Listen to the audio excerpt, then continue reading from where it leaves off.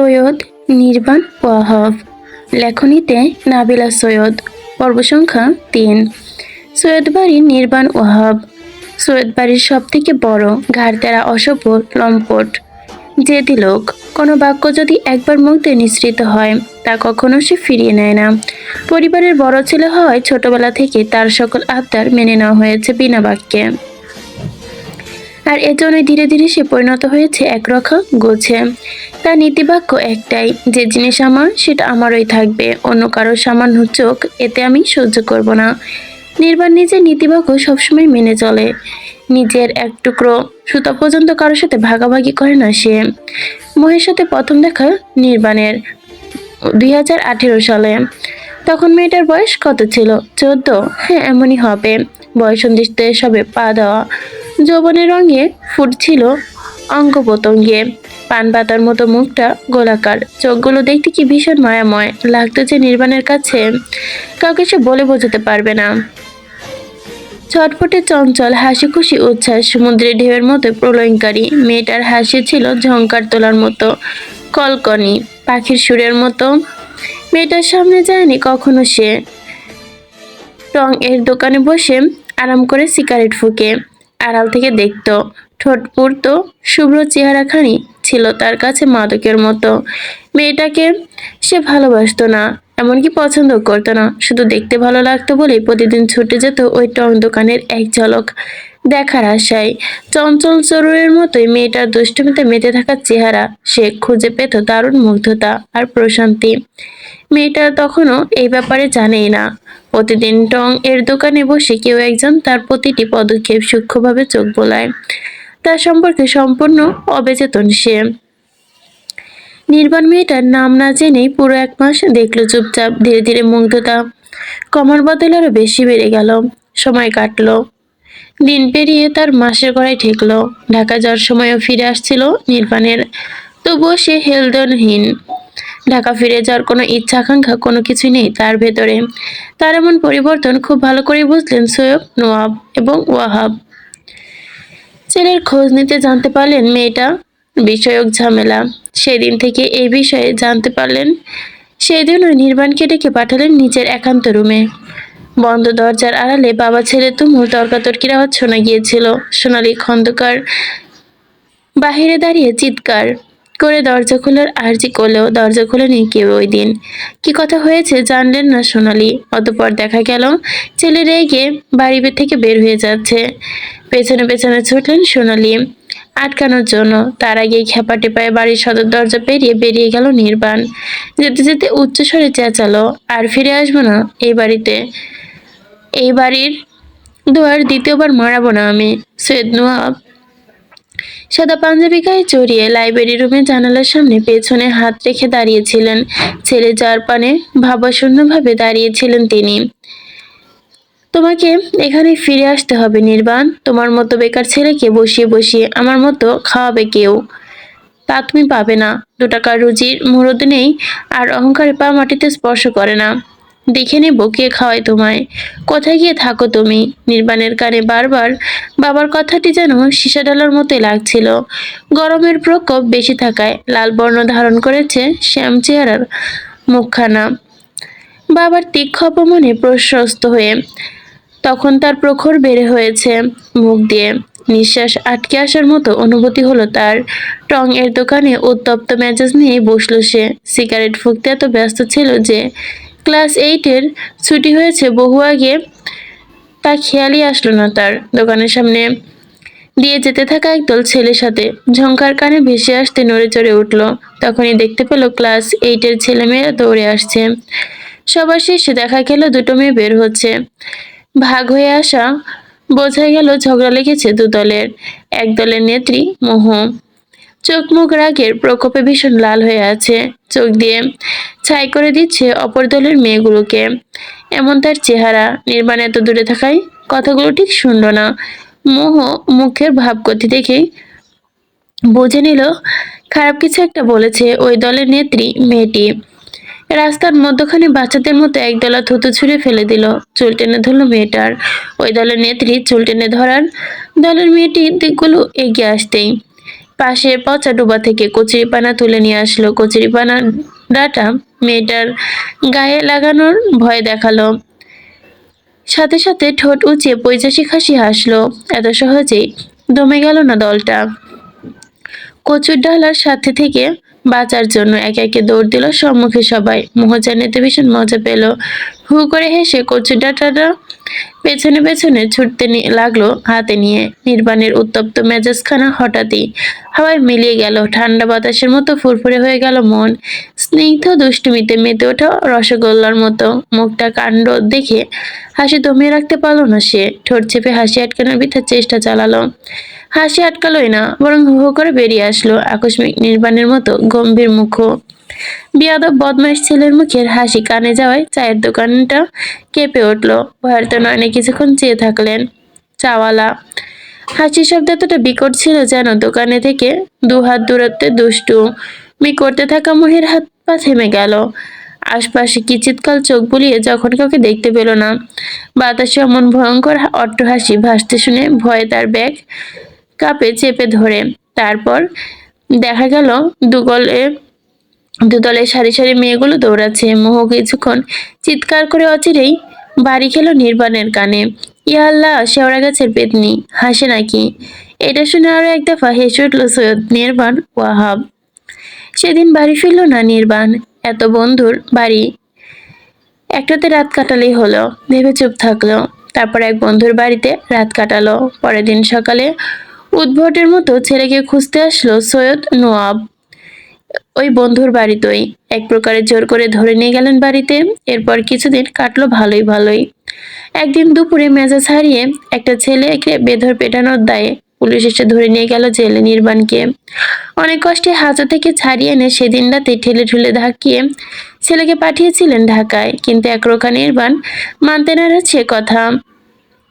ছেলের এমন কথায় কেঁদে কেঁদে ভাসালেন বাড়িঘর সোনালী খন্দকার। নিজের নামে কসম দিলেন যেন ঢাকায় ফিরে যায়। মন না মানা সত্ত্বেও বাবার জোরাজুরি আর মায়ের ব্ল্যাকমেইলের ফেরে সে ঢাকায় পা রাখে।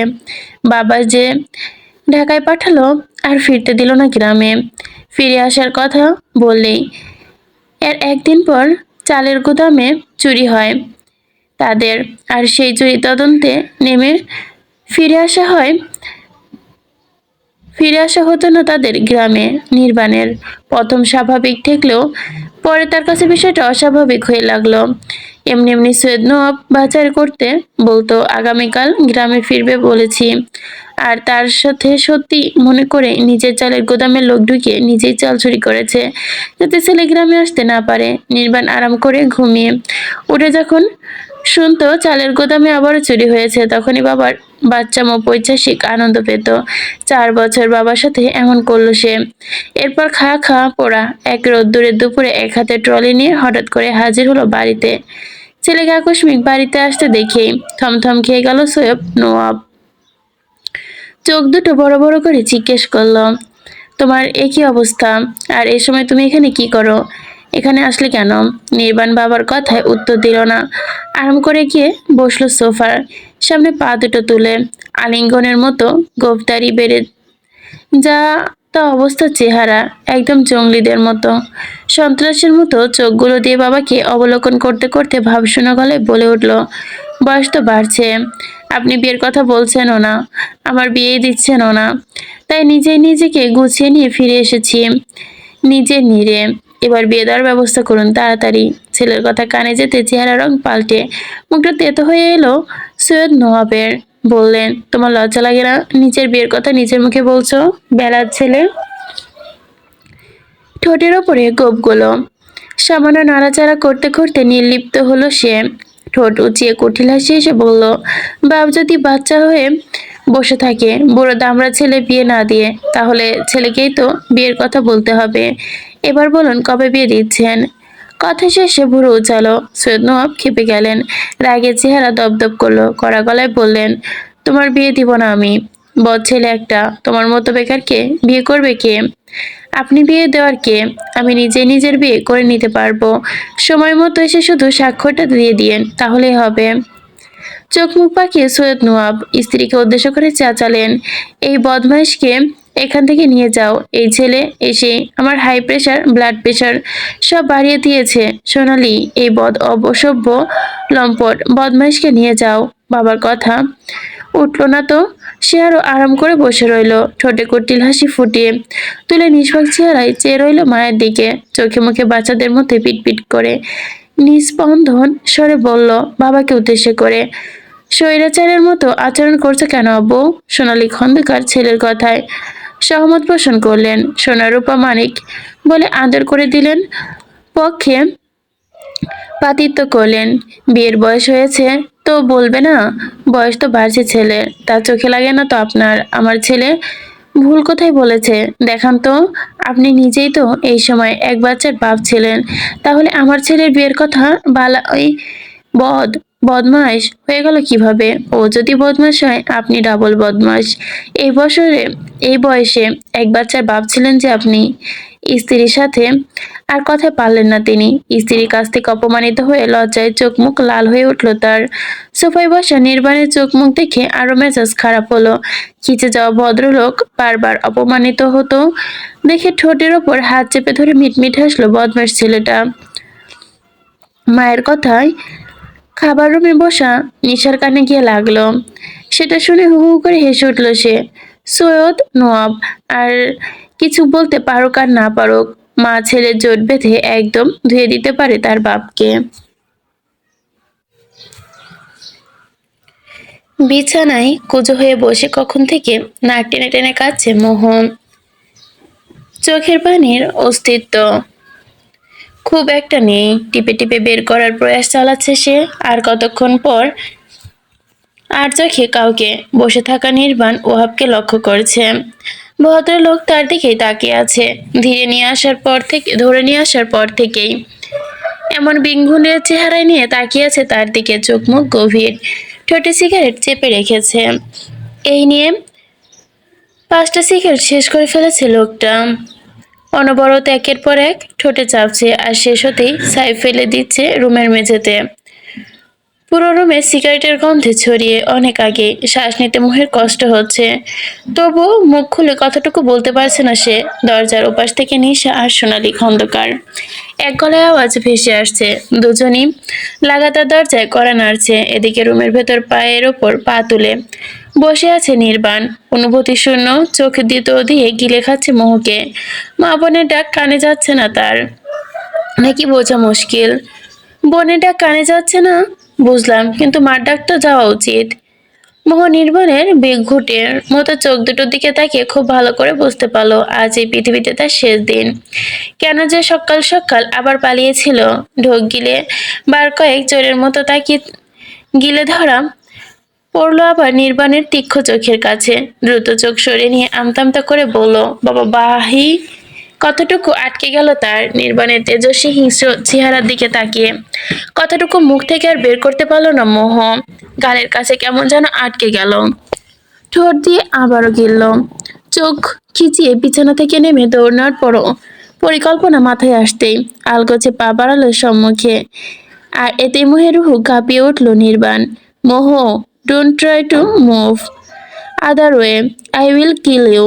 বজ্রের মতো শব্দগুলো কানে যেতে ভয়ে অন্তর কাঁপা দিল তার। মেয়েটার বাড়ানো এক পা পিছিয়ে নিল সঙ্গে সঙ্গে, হাঁটু চেপে ধরে গুটিয়ে বসে রইল। আবারও ভয়ার্ত স্বরে বলে ওঠে, বাহিরে আন্টি। আবারও পড়ল আরেকটা ধপাস।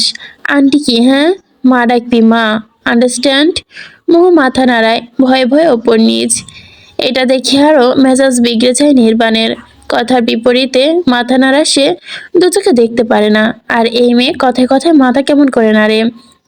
একদিন বলেছিল না কথায় কথায় উত্তরে জি হ্যাঁ বলতে, তাহলে এই মেয়ে কেন মাথা নাড়ে বারংবার? মোহ আমতামতো করলো। চোখ তুলে সামনের দিকে তাকাতেই দেখলো নির্বাণ আসছে তার দিকে, সিগারেট ফেলে মুখে চুইংগাম ঢুকিয়েছে। মোহকে হা করে থাকতে দেখে জিভের ডগায় চুইংগাম রেখে শুধালো, খাবি? মাথা নাড়াতে গিয়ে থেমে গেল মোহ, উত্তর দিল জি না। নির্বাণ এগিয়ে এসে বিছানায় বসতেই সরে গেল সামান্য মোহ। দরজা তখনও খটখট আওয়াজ আসছে। বাইরে থেকে সোনালী খন্দকার বলছে, মেয়েটার সাথে খারাপ কিছু করিস না বাপ, বাচ্চা মেয়ে বুঝেনি, পালিয়ে গিয়েছে, দরজাটা খোল না বাপ। দরজা লাগানো তাই খুলতেও পারছে না তারা। দরজার আঘাত আর খটখটা হচ্ছে, ভীষণ বিরক্ত হলো বুঝি নির্বাণ। কপালে কুঞ্চন হয়ে গেল তার। মায়ের কথা উত্তর না দিয়ে ঝাপটে ধরে মহির নরম হাতটা। খসখসে হাতে পিস্টনের নিরুধান ব্যথা পেল মেয়েটা। হাত ছাড়ানোর চেষ্টা করলো, কিন্তু দৈত্যের মতো নির্বাণের হাতে ধবল থেকে বাঁচাতে পারলো না নিজেকে, নিজের মোলায়েম হাতটাকেও। ব্যথায় চোখ দুটো ছলছল হয়ে আসলো মেয়েটার। সোনালী খন্দকার দরজায় আঘাত করতে করতেই বললেন, বাবা খোল না দরজাটা, একটু দেখি মেয়েটাকে। দেখে চলে যাব, সত্যি বলছি, খোল না বাপ। নির্বাণ বিরক্ত হয়ে মুখের বিকৃতি ঘটালো। কপালে হাত দিয়ে সামান্য ঘষে দিয়ে তক্ত স্বরে বলল, মা যাও তো, আমি যেহেতু বিয়ে করছি সেহেতু আমার বউকে শুধু আমি দেখব। তুমি গিয়ে তোমার স্বামীকে দেখো, ডিস্টার্ব করো না তো। আমার হিসাব নিকাশ আমাকে চুকিয়ে নিতে দাও তোমার প্রিয় বাচ্চা মেয়েটার কাছ থেকে। কথাটুকু শেষ করেই দরজার দিক হতে মুখ ফিরে নিয়ে সে তাকালো মোহের দিকে। আরো একটু চেপে দিল বন্ধনী, হাত জোড়ায়। ব্যথায় ছটফট করলো মেয়েটা। নির্বাণ তবুও নিষ্ঠুরের মতো হাত ধরে রাখলো নিজের খসখসে হাতের তালুতে। মোহ টেনে হিঁচড়ে নিজের হাত ছাড়াতে চাইলেও পারল না। তার ঠোঁট কামড়ে হাত ছাড়ার আর্জি করতে যাবে, নির্বাণ কেটে দিল তা। চোখ দুটো ক্ষীণ করে দাঁতের পাটি চাপালো, শুধালো, ভালো ব্যবহার করেছি বলে মাথায় চড়ে বসেছিস তুই, তাই না? তোমার কি ভালো ব্যবহার পছন্দ হয় না? মোহ চোখ দুটো পিটপিট করে নির্বাণের দিকে তাকালো। দিনের আলো তখন এসে ঘরের মেঝেতে গড়াগড়ি খাচ্ছে। কথার উত্তর না দিয়ে মিনমিনিয়ে বলল, আপনি তুমি করে বলছেন?" চ্যাত করে উঠে জিজ্ঞাসা করলো, তো কি হয়েছে? আমি তুমি বলতে পারি না নাকি? তুমি বললে তোমার থেকে পারমিশন নিতে হবে। এমন কিছুই না। তাহলে কেমন কিছু? কথার পিঠে প্রশ্ন। নড়ে চড়ে উঠে মোহ। ঠোঁট টিপল, কোনো উত্তর খুঁজে পেল না সে। কানে এসে বাড়ি খেলো নির্বাণের জন্তুর মতো হাসির হিসিয়ে বলা কথার স্বর, তোমার সাথে ভালো আচরণের ফল এভাবে পালিয়ে দিলে তুমি মোহ। এবার আমার আসল রূপ দেখাবো তোমাকে। মোহ কথা বলতে চাইলো না, ঠোঁট চেপে কথা আটকানোর চেষ্টা করলো, কিন্তু লক লক করতে থাকা জিভ বেরিয়ে আসলো অনাকাঙ্ক্ষিত কথাগুলো। কেন? আপনি কি ইচ্ছাধারী নাগ, যে নিজের রূপ পরিবর্তন করে মানুষকে মানুষ সেজেছিলেন, আর এখন আবার নিজের প্রতিশোধ নিতে নাগের রূপে ফিরে গিয়ে আমাকে ছোবল মারবেন? কথা শেষ হতে না হতে জিভ কাটলো, আর চোখে তাকাতে গিয়ে ঘটলো বিপত্তি। নির্বাণ নিজের মুখ এনে রেখেছে মোহের সামনে। মোহ মাথা সামান্য কাত করতেই নাকের সাথে ঠেকলো দুজনার নাক। অনাকাঙ্ক্ষিত ঘটায় বিব্রত হলো মেয়েটা। দূরত্ব বাড়ানোর প্রয়াসে পেছনের দিকে হেলে গেল সামান্য। এতে যেন বিপত্তি কমলো না, বরং আরো বাড়লো। তার সাথে তাল মিলিয়ে একটু একটু করে ঝুঁকে আসলো নির্বাণ। মোহ সরে যাওয়ার চেষ্টা করতে শক্ত হাতে চেপে ধরলো লোকটা তার কোমর। ভয়ে বুক কাঁপলো তার। বুকে ধাক্কা দিয়ে সরানোর বৃথা চেষ্টা করলো নির্বাণকে। লাভ কিছুই হলো না। নির্বাণ ধীরে ধীরে আগানোর থেকে বিছানার সাথে একদম মিশে গেল। খারাপ কিছু হওয়ার আশঙ্কায় বুক ধুকধুক করে শব্দ হলো। কানের কাছে ফিসফিস করে, কেউ পালিয়ে যখন গিয়েছিলে তার শাস্তি তো পেতেই হবে মোহ। মোহ কথাটুকু শোনা মাথাটুকু চেপে ধরলো বিছানার মধ্যে। কোমরের ওপরে থাকা পুরুষালী হাতটা তখন বিচরণ করছে চারিদিকে। ভয় পেলেও চোখে চোখ রাখে সে নির্বাণের। কাপা কণ্ঠে শুধায়, কি শাস্তি? নির্বাণের কথার উত্তর দিল না, হয়তো প্রয়োজন বোধ করলো না উত্তর দেওয়ার। মোহ হাত দিয়ে নির্বাণের বুকে ধাক্কা দিবে, তবে আগেই দুমড়ে মুচড়ে ধরলো। তখনকার মতো হাতটা আবারও ছলছল চোখে তাকিয়ে জিভ দিয়ে ঠোঁট ভেজালো মেয়েটার সামান্য। তারপর বলতে চাইলো, দূরে দূরে সরুন প্লিজ। কতটুকু শেষ হলো না, শেষ হতে দিল না নির্বাণ। পুরুষালী সিগারেটে পোড়া ঠোঁট জোড়া ছুঁয়ে দিল মোহের গলাকে। মোহ নিজের অপরাগতায় চোখ দুটো খিচকে নিল, বন্ধ করে নিল অকপটে। 1 সেকেন্ড, 2 সেকেন্ড, 3 সেকেন্ড কাটলো। ঠোঁট জোড়া সরল না, আরো বেশি করে দেবে গেল মোহের গালে। বন্য মানুষের মতো লম্বা লম্বা দাড়ি গোফের ঘর্ষণ। শির শির করে উঠল মোহের দেহের অঙ্গ পতঙ্গ। ব্যথা পেল গালে। গালখানা টকটকে লাল হয়ে উঠল দাড়ি আর গোফের দর্শনে।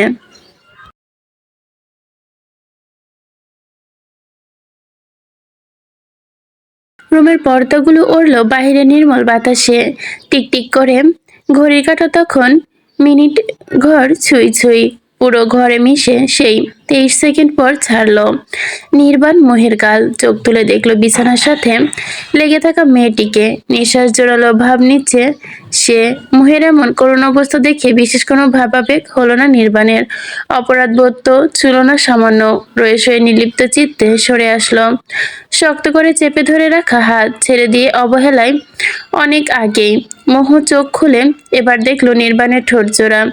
একবার দেখলো চোখ জোড়া কেমন করে তাকিয়ে থাকে তার দিকে। নির্বাণ স্পষ্ট দেখতে পেল তার এক আকাশ ঘৃণা ঠাঁই নিয়েছে ওই চোখে। নির্বাণ হেলদোলহীনভাবেই চোখে চোখ রাখে, গালের ওপরে খসখসে বুড়ো হাতের আঙ্গুলটি রাখে। এতক্ষণ সেখানে সে নিজের আধিপত্য বিস্তার করেছে, সেখানে শক্ত করে ঘষে দিয়ে হুঁশিয়ারি বাক্য ছুড়ে দিল, নেক্সট টাইম পালানোর চেষ্টা করলে এর থেকেও কঠিন শাস্তির ব্যবস্থা করব। পালানোর আগে ভেবেচিন্তে পালাবে, বুঝেছ মোহ? মোহ কথার উত্তর দিল না, পড়ে রইল বিছানায় নির্জীব হয়ে। নির্বাণ ধমকে উঠল, কিছু জিজ্ঞেস করেছি, উত্তর দাও। বুঝেছ নাকি আবার বোঝাতে হবে? মোহর কণ্ঠনালী ছিঁড়ে ভেঙে এলো উত্তরটি, জি বুঝেছি। মধ্যরাত ঘুম থেকে টেনে তুলে বিয়ে পড়িয়ে দেওয়া হলো 22 বছরের ইয়াসিরের সাথে 18 বছরের স্মৃতির। কাজী হিসেবে ছিলেন বাড়ির বড় কর্তা সৈয়দ আহসানুল্লাহ ওয়াহাব। নির্বাণের ওপরে রুসের দাবানল সেই স্মৃতি আর ইয়াসিরের ওপরে পড়বে তা কেউ বুঝতে পারেনি। স্মৃতি এবং ইয়াসিরের বিয়ে সম্পাদন হতেই 15 বছরের নিসা ও 20 বছরের জুরায়ের বিয়ে দেওয়া হলো। অতঃপর গা হিম করা শীতল দৃষ্টিতে উসামা আর মাহিদের দিকে তাকালেন আহসানুল্লাহ। নিজের মুখ দিয়েই ভয়ঙ্কর কিছু একটা বলতে যাবেন, তার আগে দোতলার বড় ঘড়িটা টং টং করে বেজে ওঠে। জানাল দিল 2টো বেজে গিয়েছে। প্রথম পরে সম্পাদিত ঘটেছে। দাদাজান আহসানুল্লাহ নিজের দৃষ্টি মাহিদ এবং উমার দিকে তাক করে বোঝালেন তার নজরে পড়েছে এ দুজন, এবার তাদেরও ব্যবস্থা নেবেন। দাদাজান বিয়ে দেওয়ার দোয়া শুরু করতে নবদম্পতির জন্য। ইখতিয়ার উদ্দিন বখতিয়ার নামক ছাপোষা ছানা হাতে মাইক ধরে রেখে সামনে দাঁড়িয়ে আছে, চোখ আহসানুল্লাহ এর মতো গভীর করার প্রচেষ্টা করছে। রাত 2টো থেকে 3:30 পর্যন্ত চলল দু যুগলের জন্য দোয়া। আল্লাহর দরবারে হাত তুলে কাঁদলেন পায়ে গড়াগড়ি খেয়ে। শেষে নিজের দীর্ঘায়ু কামনা করে মহান রবের নিকট। অতঃপর শেষ হলো নাট্যমঞ্চকর তামাশা আহসানুল্লাহর। তার এমন কাণ্ডে সকলের মুখে তীব্র বিতৃষ্ণা, শুধু মুখ ফিটে কিছু বলতে পারছে না কেউ, তাই চুপচাপ সহ্য করে নিলেন অমানবিক অত্যাচার। সৈয়দ আহসানুল্লাহ দোয়া শেষে চলে গেলেন নিজের 4 তলার বরাদ্দকৃত রুমে। উনি চলে যেতেই বিরক্ত মুখে নিজ নিজ রুমে 8 গুণধর পুত্র এবং তাদের স্ত্রী প্রস্থান গমন হলেন। ঝিঝি পোকার ঝিঝি ডাকে আর শিয়ালের গা কাঁপানো ভুতুড়ে ডাক বাইরে থেকে ভেসে আসছে। সবাই চলে যাওয়ার পর রাগে দুঃখে ভেবে করে কাঁদতে নিল নিছা। স্মৃতি নাক ফুলিয়ে তাকিয়ে আছে মাত্র বিবাহ করা স্বামী ইয়াসিরের দিকে। দাদাজান আর পেল না কাউকে, এই খচ্চরের সাথে তাকে বিয়ে দিয়ে দিতে হলো। দু যুগলের এমন মুখের অবস্থা ভালো না। এর আগে ফেটে যাচ্ছে, আবার ফেটে যাবে ভাব। ইয়াসির ও জুনায়েদ দুজনের মুখে তীব্র বিরক্তি। দাদাজানের রুলসে পড়ে বিয়ে করতে হয়েছে তাদের, আর এই জন্য মাথা গরম হয়ে আছে নির্বাণের ওপর। বিয়ে করেছে ওই বেটা, পরিবার নিয়ম ভেঙেছে ওই বেটা, আর শাস্তি পেতে হচ্ছে তাদের। রাগে হিস হিস করে উঠল ইয়াসির আর বিড়বিড়ালো, এই বুড়োটা জ্বালিয়ে হাড়মাস পুড়িয়ে ছাই করে দিল। দুনিয়ার সব ভালো মানুষ মারা যায়, এই বুড়ো মরে না কেন? যেদিন এই বুড়ো মরবে সেদিন আমি এতিমখানায় খাবার দিব ইনশাল্লাহ। সকলের সমস্যারে বলে উঠল ইনশাল্লাহ। ময়মনসিংহ। ঘড়ি ঠিক কটায় কাটায় 8টায়। 4 তলার জমিদার বাড়ির প্রতিটি রুম থেকে ধাপে ধাপে বেরিয়ে আসলো পিপিলিকার মতো মানুষ। কারো বয়স 15, কারো আবার 17, কারো আবার 20, এর থেকেও বেশি কম হবে। বাড়ির বড় কর্তা সৈয়দ আহসানুল্লাহ খেপেছেন মেজ ছেলের গুণধর ছেলে সৈয়দ নির্বাণ ওয়াহাবের ওপর। পারিবারিক গ্রুপ মাছের বাজারে তখন চলছে মাছের বাজারের মতোই কথাবার্তারা। নিজ নিজ চেয়ার টেনে বসে চ্যাটিং করছে সবাই, বা হাতের ওপর ফোন রেখে। ওপরে চেহারার ভাবসাব থাকলেও ভেতরে ভেতরে তার উত্তেজনার পারদ ছোঁয়া। বিশাল দৈর্ঘ্য দিয়ে তৈরি ড্রয়িং রুমে মানুষে ভরপুর। দেখে ঠহর করার উপায় নেই, এই মানুষগুলো এই বাড়ির গুণধর সদস্য। গত বছর আদমশুমারির গণনা হিসেবে বাড়িতে মোট মানুষজন ছিলেন 90 জন। এ বাড়ি প্রায় গিয়ে ঠেকেছে 100 জনে। গত 1 বছরে নবজাতক জন্মেছে প্রায় 10 জনের মতো। সৈয়দ আহসানুল্লাহের 8 পুত্র 4 কন্যা। স্ত্রী গত হয়েছেন অনেক আগেই। সবাই নিয়ে তার ভরপুর পরিবার। সেই পরিবারে গতকাল রাতে বয়ে গেছে টর্নেডো, সাইক্লোন, সিডর আর যা যা প্রাকৃতিক সমস্যা আছে সব। আজ এখানে ঠিক সময়ে উপস্থিত হতে না পারলে এগুলো আবারও বইবে সবার ওপর দিয়ে। সৈয়দ আহসানুল্লাহ 2014 সালের মার্চ মাসে ফেসবুক অ্যাকাউন্ট খুলে দিয়েছিল তার একান্ত সহচর পিওর ভার্জিন ইখতিয়ার উদ্দিন বখতিয়ারের। উসামার মতামতে দাদার সাথে ইখতিয়ার উদ্দিন বখতিয়ার সাহেবের ভালোবাসাবাসির সম্পর্ক লিপ্ত আছে। না হলে সেখানে তারা সবাই দাদাকে 2 মিনিট সহ্য করতে পারে না, সেখানে বখতিয়ার সাহেব কিভাবে 24 ঘন্টা সহ্য করে তারা ভেবে পায় না। উমাশা গত রাতে ঢাকা থেকে ফিরেছে। এমনিতেও বাড়ির ফুপ্পু সমাজের আউদাল, চাচা সমাজের আউদাল সবাই দাদা সাহেবের ফেসবুকে প্রাইভেট গ্রুপে পোস্ট পেয়ে হন্তদন্ত হয়ে ফিরে এসেছে বাড়িতে। সময়সীমা বেঁধে দেওয়া হয়েছিল 10 ঘন্টা। এই 10 ঘন্টার ভেতরে যে যেখানে আছে সেখান থেকেই ফিরে আসতে হবে বাড়িতে। রাত 1টার আগে যেন সবাইকে এসে বাড়িতে পায় এবং সকাল 8টার মধ্যেই খাবার টেবিলে উপস্থিত থাকতে হবে। যদি রাস্তায় দুর্ঘটনা হয়ে মারা যায় তবু ওনাকে বেঁধে দেওয়া সময়সীমার মধ্যেই বাড়ির গেটে অভ্যন্তরে আসতে হবে। যে বা যারা সময়ের ভেতরে আসতে পারবে না তাদের জন্য আগামী 2 দিন এই বাড়ির দরজা বন্ধ। পোস্টের নিচে সবার প্রথমে কমেন্ট করেছেন বখতিয়ার সাহেব। আমি যদি স্যারের মন গলে বাড়িতে ঢোকানোর জন্য, তাহলে বাড়িতে ঢুকিয়ে কঠিন থেকে কঠিন শাস্তি প্রয়োগ করা হবে। কঠিন থেকে কঠিন শাস্তি কি তা উসামা ভালো করে জানে। নিম্ন কঠিন শাস্তি হলো কেউ ভুল করে এ বাড়ির শখানেক মানুষের জন্য রাখতে হবে, রান্নাতে যেন কমতি না হয়। যদি কেউ খেতে না পায় তাহলে এই দায়ভার দাদাজান আহসানুল্লাহর না, একান্ত ব্যক্তির নিজেরই। মধ্যম পর্যায়ের শাস্তি হলো সবার প্রিয় জিনিস তার কাছ থেকে ছিনিয়ে নেওয়া হবে কিছু দিনের জন্য, কখনো সেটি 15 দিনের দোরগোড়ায়ও পৌঁছে যায়। যদি এতে কলকাঠি নাড়তে যায় কেউ, কেবল কেমন করেই যেন দাদাজান সবই বুঝে যায় এবং অবস্থা বুঝে ব্যবস্থা নেন তিনি। সবচেয়ে ভয়ঙ্কর এবং চূড়ান্ত শাস্তি, যা উসামার ভাষায় ভয়ঙ্কর, অত্যন্ত ভয়ঙ্কর, কাজিনদের ধরে ধরে অল্প বয়সে বিয়ে দিয়ে দেওয়া। দাদাজান ডেকে গেলেই এই কাজ করে থাকেন।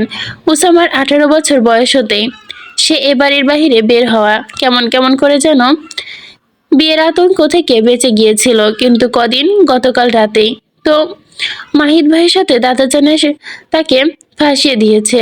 একটুর জন্য ফসকে ইচামাসের মতো বেরিয়ে গেছে সে।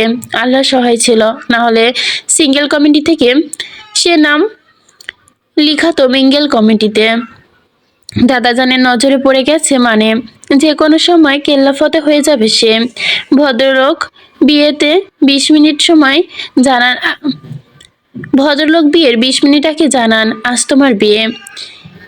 এমন অনেকবার হয়েছে, গতকাল রাতেও এমন হয়েছে। নির্বাণ ওহাবের ওপর রাগ করে স্মৃতি নিসা, ইয়াসের আর জুনাইয়ের ওপর।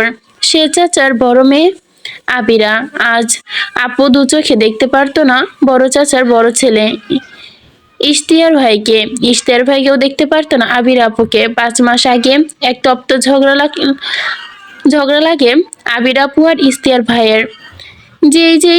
যেই সেই ঝগড়া না, একদম একজন আরেকজনের মাথা ফাটিয়ে দেওয়ার মতো ঝগড়া। 4 তলার বড় রুমটা কালো, জানালার সামনে তখন সেহরি খাওয়ার ভঙ্গিতেই বসেছিল স্বাভাবিক ভঙ্গিতে দাদাজান। চুপচাপ দাঁড়িয়ে দেখেন তাদের ঝগড়া। তখনও কেউ জানে না দাদাজান দেখছে কিনা তাদের ঝামেলাটা। উঁচু বাক্য বয়ে ইশতিয়াক ভাইকে গালি দিলেন আবির আপু, তুই একটা কুত্তা। আর এতেই রেগে গেলেন ইস্তার ভাই ঠাস করে আবির আপুর গালে বসিয়ে দিলেন একটা দাবা মার্কা চর। ইস্তাক ভাইয়ের থাপ্পড়ে দমে না গিয়ে সকলের সামনে একদলা থুতু ছুঁড়ে মেরেছিল আবির আপু ভাইয়ের মুখে। ইস্তাক ভাই প্রতিবাদে কিছু করতে চেয়েছিল, কিন্তু তা আর করা হয় না। দাদার প্রিয় সহচর ইখতিয়ার উদ্দিন বক্তিয়ার এসে হাজির হলেন বগলের নিচে নোটবুক নিয়ে। মুখে গম্ভীরতা করে বলল, ওপর থেকে স্যার আপনাদের দেখছেন। এক লাফে দুজন ছিটকে দূরে সরে গেল। টিনেজার সমাজ হাঁ করে গিলছিল তাদের ঝগড়া। সবার মুখে ছিল অজানে কৌতূহল, এরপর কি হবে, এরপর কি হয়। কিন্তু এরপর আর কিছু হলো না। ঝগড়া থামে আবির আপুর ইশতিয়ার ভাই একসাথে 4 তলার ওই বড় রুমটার জানালার দিকে তাকালো। বাহির থেকে কিছু বোঝা না গেল, ঠাহর করা গেল দাদাজান সব দেখেছেন এবং শুনেছেন। মুখ ফুলিয়ে দুজনের যাওয়ার পূর্ব দিকেই বখতিয়ার উদ্দিন সাহেব নিজের নোটবুক নিয়ে শান্ত স্বরে বললেন, দামড়া দামড়া ছেলে মেয়েদের মতো ঝগড়া করার জন্য আজ রাতে দৃষ্টান্তমূলক শাস্তি প্রদান করা হবে। সারাদিন কাটলো অভ্যন্তরীণ অস্থিরতা নিয়ে সবার। আবির আপুর কথা বা ইশতিয়াক ভাইয়ের চিন্তা করে না, ওনাদের কি শাস্তি দেওয়া হবে তা দেখার আতঙ্কটা। রাত 11টা বাজতেই বাড়ির সব লাইট নিভিয়ে দেওয়া হয়। খাবার টেবিলে রাখা সব খাবার সরিয়ে নেওয়া হয়। অলগোছে সবাই ভাবলো হয়তো আর শাস্তি দেওয়া হবে না, তাই ঘুমিয়ে পড়লো। কিন্তু দাদাজানের মাথায় যেন একটা চিন্তা ঘুরছিল। ঘড়ির কাঁটা ঠিক 12টা বাজতেই পুরো বাড়ির মানুষকে রুমের সামনে মাইকের সাহায্যে গিয়ে জাগাতে বললেন ইখতিয়ার উদ্দিন বখতিয়ার সাহেবকে, উঠুন উঠুন, সময় হয়ে গিয়েছে আবিরা ম্যাডাম এবং ইশতিয়াক স্যারের শাস্তির জন্য। কাঁচা ঘুম ভেঙে যাওয়ায় সবাই নিজেকে সামলাতে সময় লাগলো। ঠিক 12টা বেজে 40 মিনিটে নিচের 4 তলা বিশিষ্ট ভূতুরে রুমটাই দাদাজান ডেকে পাঠালেন। প্রথমে আবির আপুকে, এরপর ইশতিয়াক ভাইকে। মেসেঞ্জার গ্রুপে টুংটাং করে এসে ঢুকলো বুড়ো বেটার মেসেজ, সবাই অতি শীঘ্রই ইশতিয়ার তৈয়ার হইয়া নেন। আপনাদের বড় ভাই সৈয়দ ইশতিয়ার আহসান এবং বড় আপু সৈয়দা আবিরা বিনতে সামিকের শাস্তি প্রদান করা হবে রাত 12টা 59 বাজার আগে। বাড়ির ক্ষুদ্র থেকে ক্ষুদ্রতম সদস্যকেও ড্রয়িং রুম সংলগ্ন উপস্থিত থাকিতে হইবে। যেহবা যারা এই আদেশ মান্য করিবে না বা না মানার ভুল করিবে, তাহার উপর প্রদান করা হইবে অত্যন্ত ভয়ঙ্কর থেকে ভয়ঙ্কর শাস্তি। নিজের হেফাজতে রাখিতে চাইলে দু পায়ে হেঁটে একটু চুপচাপ নিজের আসন গ্রহণ করিবেন। আদেশক্রমে সৈয়দ আহসানুল্লাহ। দাদাজানের এমন কথায় সকলের প্রাণে যেন পানি নেই। দাদাজানের অর্ধেক চলিত অর্ধেক সাধু ভাষা দেখে ভেটকি মেরে বসে রয়েছিল ওসামা 2 মিনিটের জন্য। অতঃপর গোছগাছ হয়ে তাড়াতাড়ি নিচে গিয়ে উপস্থিত হলো।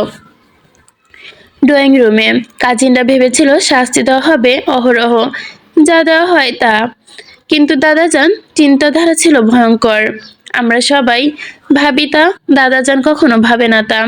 নিজের মর্জির মালিক তিনি, এক আল্লাহ ছাড়া ওনার সিদ্ধান্ত ও মর্জি কেউ পরিবর্তন করতে পারে না বা জানে না।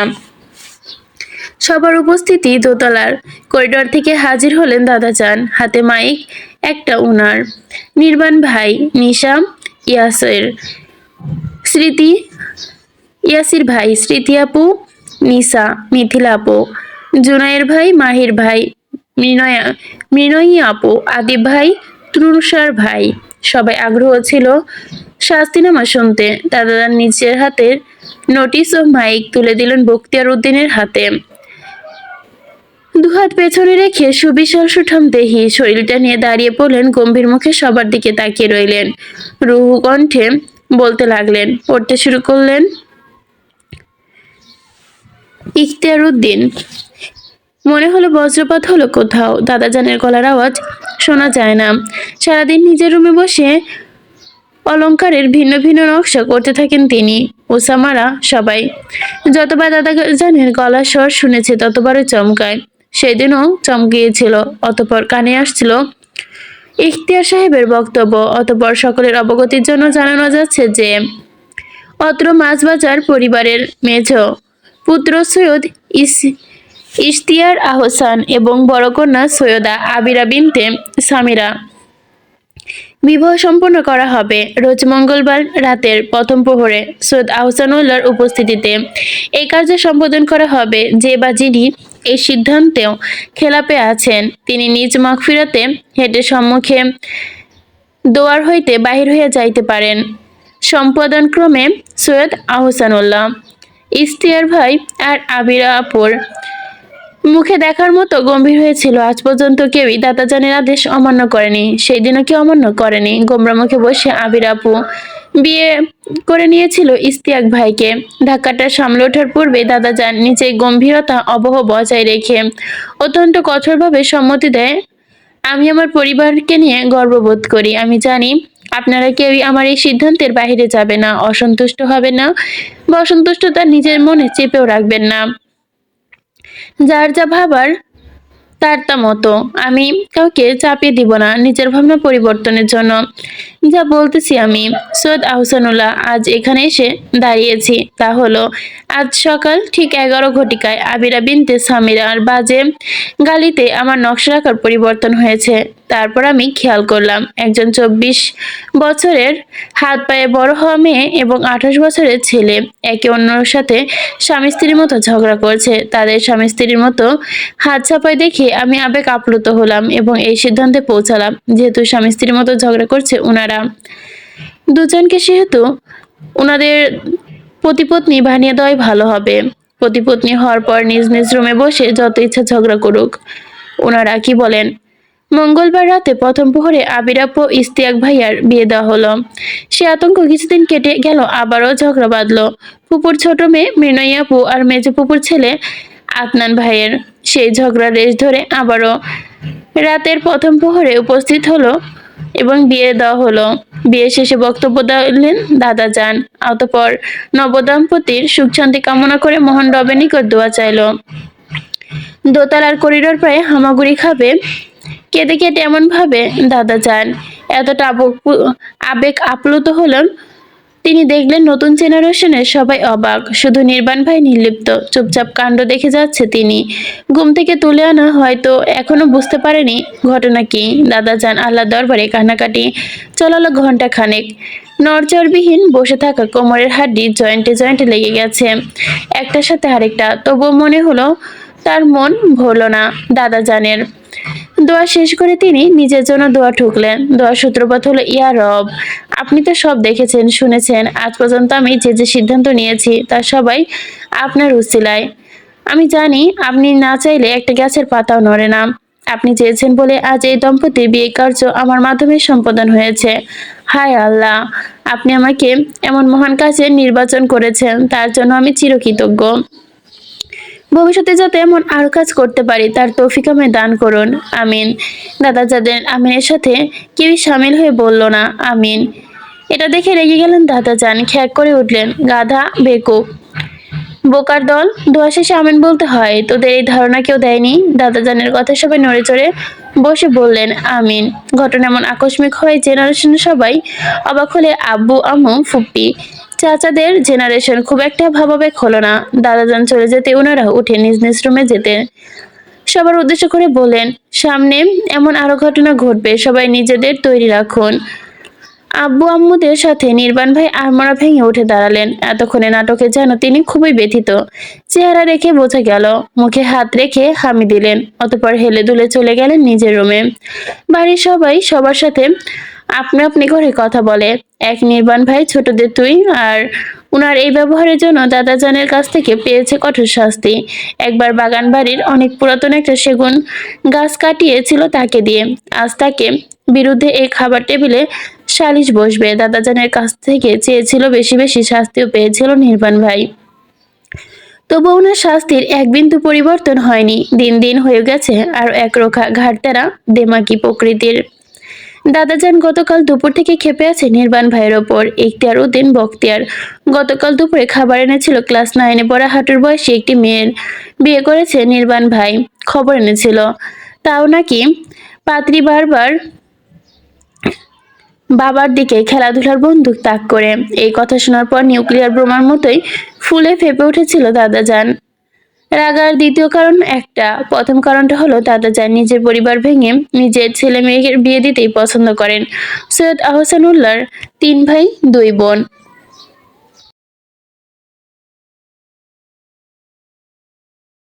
নিচে 2 মেয়ের বিয়ে দিয়েছেন বোনেদের 2 ছেলের সাথে, আর ছোট 2 মেয়ের বিয়ে দিয়েছেন ভাইয়ের 2 ছেলের সাথে। সবার বড় এবং দ্বিতীয় নম্বর চাচা ছিলেন সৈয়দ আহসানুল্লাহ এর মেজো ভাইয়ের 2 মেয়েকে তৃতীয় জনের সাথে অর্থাৎ বড় ফুপুর বড় মেয়ের সাথে বড় ফুপুর বড় মেয়েকে বিয়ে। চতুর্থ চাচা করেছেন ছোট ফুপুর ছোট মেয়েকে বিয়ে। পঞ্চম জন করেছেন দাদা জানের সবার ছোট ভাইয়ের একমাত্র মেয়েকে। আর ষষ্ঠ সপ্তম অষ্টম পুত্র বিয়ে করেছে দাদা জানের সেজ ভাইয়ের 3 মেয়েকে। ইস্তিয়ার ভাই আবির আপুর মতো বড় চাচার বিয়ে বড় চাচির সাথেই হয়েছিল রাতের প্রথম প্রহরে। ঘুম থেকে টেনে তুলে বিয়ে সম্বোধন করেছিলেন দাদা যান। তাই প্রথম যেদিন নতুন জেনারেশনের সাথে এই কাজ করা হলো সেই দিনই কেউ অতটা বিস্মিত হয়নি। সারাদিন মুহে কাটলো বসে বসে। নিশা এসে কথা বলার চেষ্টা করলো অনেক, তবুও কথা বলল না সে। সোনালী খন্দকার মোহের ভাঙচুর চেহারা দেখে চেপে গেলেন ছেলের ওপর ভীষণ। রাগান্বিত মুখে কিছুক্ষণ নির্বাণ সিমসাম রুমে গজগজ করলো, অতঃপর এখানে দাঁড়িয়ে কল লাগালেন তাকে। এই বেয়াদবের বাচ্চা, ও কথা বলছে না কেন? তোমার বউ কথা বলছে না কেন তুমি ভালো করে জানবে, আমি জানবো কি করে আম্মু? নির্বাণের উত্তরে চটে গেল সোনালী খন্দকার। হিস করতে করতে বললেন, মোহের কথা বলছি, বলদের বাচ্চা। মায়ের কথায় যেন টনক নড়ল নির্বাণের। বলল, ও হ্যাঁ বলে থেমে গেল। ওপাশ থেকে সোনালী খন্দকার সোনার আশায় কান খাড়া করে দাঁড়িয়ে রইলেন। নির্বাণ রয়েস হয়ে বলল, মোহের কি হয়েছে আমি কি করে জানবো? আমি কি ওর সাথে ছিলাম? কথা শেষ করে চট করে ফোনটা কেটে দিল। ছেলের এমন কাণ্ডে মেজাজ তত্তর করে বিগড়ে যেতে লাগলো। অতিরিক্ত রাগে আশপাশে চোখ বোলালেন। হাতের কাছে ভাঙার মতো কিছু না পেয়ে মুঠোয় থাকা ফোনটা ছুঁড়ে মারলেন দেওয়ালে। ঝনঝন শব্দ করে ভেঙে চুরমার হয়ে গেল অবহেলায় ফোনটি। মোহন নিজের দুঃখ বিলাস বলে শাশুড়ি যাওয়ার পানে হাঁ করে তাকিয়ে রইল। পড়ে থাকা মোবাইলটার দিকে একবার তাকালো, পরবর্তীতে আবারও শাশুড়ির গমন পথের দিকে তাকালো। মনে হলো শাশুড়ি রেগে গেলেন, আর রেগে গেলে বুঝি এমন করে তাকেও ছুঁড়ে মারতে দ্বিধাবোধ করবে না। মাছের বাজার গ্রুপে অনবরত চ্যাটিং চলছে। ছোট ফুপুর একমাত্র গুণধর পুত্র 1 নম্বরে তেরাবাজ গালিবাজ। কথা আগেই বের হয় তার মুখ দিয়ে গালি। দাদাজানের কাছ থেকে সব থেকে বেশি শাস্তি পেয়েছে নির্বাণ ভাই, এরপর পেয়েছে ত্রিশান ভাই। কথায় কথায় গালি দেওয়ার বেমো ওনার। বড় ছেলে সবাইকে গালি দেয়। শুরু হয়ে যায় গালি ম দিয়ে আর শেষ হয় দ দিয়ে। ওনার এই মুখে ফসকে বলা কথাটাই গালি অনেকবার দাদাজান শুনে ফেলেছে। তারপর নিজের হাতের রূপকার কারুকাজ সোনাতলি কাঠি দিয়ে বেঁধে পিঠিয়েছে ত্রিশান ভাইকে। এতে উনি নিজে ওই রেগে রোগ ছেড়ে বেরাতে পারেনি। মাছের বাজার গ্রুপে দাদাজানের উপস্থিতি থাকা সত্ত্বেও অকথ্য ভাষায় গালাগালি করে সে, আর তা দ্রুত হাতে সাফ করে ইখতিয়ার ভাই। ভীষণ ত্রিশান ভাই যে গালি লিখে একটা মেসেজ দেয়, অমনিতেই ডিলিট হয়ে যায় ইস্তিয়াক ভাইয়ের হাতে, যেটা আরো বেশি খেপিয়ে দেয় হয়তোবা। লিখলেন, বুইরাটা এইভাবে জ্বালিয়ে মারছে, আর একদিন আরেকটা লেটা দাদা নাতনি আমারে জ্বালাই মারতেছে। কি রে তোর সমস্যা কি? আমার মেসেজ ডিলিট করে দেস কেন? কথা বলার ব্যক্তিগত স্বাধীনতা কি তুই কেড়ে নিতে চাস আমার? মানকা চিপাই ফাইসা যাওয়া ইখতিয়ার, তোকে কিছু কিন্তু একদম রুমে ঢুকিয়ে তোর দাদার সাথে চুলিং পং করে দিব। অ্যাক্টিভ থাকা মেম্বার মোট 30 জন। হুড়হুড়িয়ে ত্রিশান ভাইয়ের মেসেজটা হাহারিয়ে পড়ে যায়। স্মৃতি আপু লিখলেন, ওনাকে চুদলিংপং না করে তোর নানা জানকে কর। ওই বেটা গতরাতে কি এক না নাফাসি করলো আমার সাথে, বুইয়াটা মরে না কেন ভাই? জুনাইয়ের ভাই লিখলেন, ডাক পাঠিয়েছে দয়াল দাদা জানরে, থাকবেন আর বেশি দিন আমাদের মাঝে। মাহিদ ভাই লিখলেন, এমন নয় যেন হয়, বুইরা যতদিন তাড়াতাড়ি টটকে যাবে ততটাই শাস্তি থেকে বেঁচে যাব। নিসা লিখলো, দাদা যান যদি সপ্তাহখানেকের মধ্যে টপকে যায় 10টা এতিমখানায় 1 লক্ষ টাকা দিব। বিশেষ দ্রব্যটি লিখলো, জানি বুইরা মরবে না, জন্মের আয়ু বেঁধে আসছে, এই জন্য 10 লাখ টাকা দিব বলেছি। বিনয়ী আপু লিখলেন, ওই বুইরা কি এক খাচ্চরের সাথে আমার বিয়ে দিয়েছে, স্লার একটা হাবাইত্যা হা করে বাদুরের মতো ঘুমায়। ইস্তিয়ার ভাই আর আবির আপু শুধু দাদাজানের পক্ষে লিখলেন একসাথে 1 প্রকার মেসেজ, তোরা শুধু শুধু দাদাজানকে অভিশাপ দিস, উনি আজ পর্যন্ত যা যা সিদ্ধান্ত নিয়েছে আমাদের জন্য তা একটাও খারাপ রূপ নেয়নি। সবাই জোকার ইমোজি লাগালো সাথে সাথে। এবার টাইপিং করতে গেলেও কৃষাণ ভাইকে তিনি নির্ঘাত গালি দিয়ে লিখবেন, মানুষ এই বয়সে আল্লাহর নেম নেয় আর এই বুইরা কবরে একঠান রেখে মানুষের বিয়ে দেয়, বিয়ে পড়ানো শেষে ঢুকিয়ে দেয় নিজের আয়ু বাড়ানোর দোয়া। বুইরাটা আসলে লাউরা, নানুজানের কাছে কবে যে পিয়ারি হয়ে যাবে আল্লাহ ভালো জানে। বড় একটা গালি লিখলো। এরপর উসামা বলার ভাষা পেল না। কেউই তিশান ভাইয়ের গালিতে লাভ রিয়েক্ট না দেওয়ায় তিনি খেপে গেল। চোখ মুখ শক্ত করে তাকালেন বিশাল টেবিলের ওপান্তে বসে থাকা সবার দিকে। আশপাশে না দেখলে কেউ। কঠিন একটা গালি উঠল, এই বুইরা, আচুর নাতি নাতনি, লাভ রেখ দে, না হয় হাহা দে, তাও দে। তিশান ভাইয়ের ধমকে কাজ শুরু হলো। হু হু করে হারিয়ে পড়লো। ড্রয়িং রুমে হঠাৎই নিস্তব্ধতা হয়ে যেতেই দেখলো কপাল ভাঁজ করলো ত্রিশানের। নিজের প্রতিভা দেখে নিজে অবাক হলো। তার সামান্য ধমক এভাবে কাজ করবে সে ভাবেনি।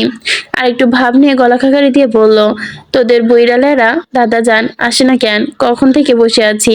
কোন রাজ্যে আজ কাজ সম্পাদন করতেছে যে এত সময় লাগতেছে আসতে? বুইরা মরতেছেও না আর আমাদের স্বাধীনভাবে বাঁচতে দিতেছে না। মিথিলা সহমত পোষণ করে ত্রিনারের কথায়, নিজেও গলা খাকারি দিয়ে যেন কিছুই বলতে ছিল।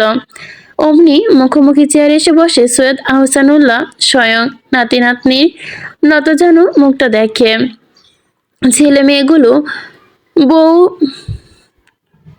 বউ সবার দিকেই তাকিয়ে সালাম দিলেন, আসসালামু আলাইকুম। সবাই মিনমিনিয়ে স্বরে উত্তর দিল। তিশা মিট্টি মিটিয়ে কাটলো ইস্তিয়ারকে চিমটি। গলা নামিয়ে বলল, বুইরা আসতেছে না, জানতে চাইলি কেন? সেটা আমি স্বয়ং নিজেও এসে জানিয়ে দিয়েছি। তা কি আপনারা আমার আসার জন্য খুব সুখকর নয়? কৃষাণ চৌধুরী আহসানুল্লাহ ভয়ঙ্কর শীতল চাহনি আর সরসনে চমকে গেল সবাই। শরীরের লোম খুব খাড়া হয়ে গেল নিমিষেই। ঠোঁট টিপে খাবার প্লেটের দিকে তাকিয়ে রইল শান্ত শীতল ভঙ্গিতে। সৈয়দ আহসানুল্লাহ নিজের পাশে সেই নিস্তব্ধ অবহেতা বজায় রেখে চোখে মুখের আবগতি ভাবগতি গম্ভীর আনলেন অত্যন্ত কঠোরভাবে। মনে মনে করা একটা সিদ্ধান্ত নিলেন। মিথিলা এবং তিশারের দিকে তাকালেন, বললে, আমার নীতি ভঙ্গ করার কাজ আমি করি না। গতকাল রাতে প্রথম প্রহরে বিয়ে হয়েছে ইস্তিয়ার স্মৃতি, জুনায়ের আর নিসার।